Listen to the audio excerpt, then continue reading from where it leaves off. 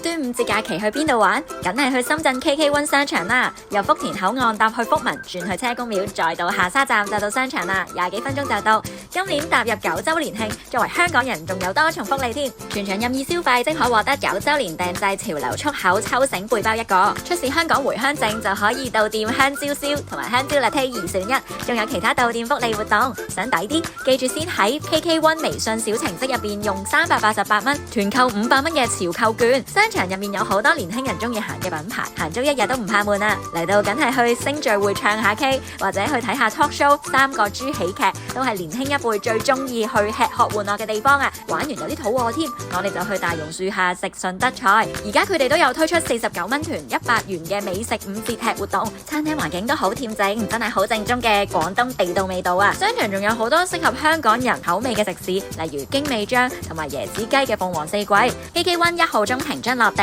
Pop Monkey 焦點特別企劃未曾裝置，同時現場將開展焦點 Pop Up Bar 快閃活動。KK1 咁豐富嘅配套，適合香港年輕人嚟深圳玩樂嘅地方，趁假期都快啲約埋一班 friend 上嚟玩啦！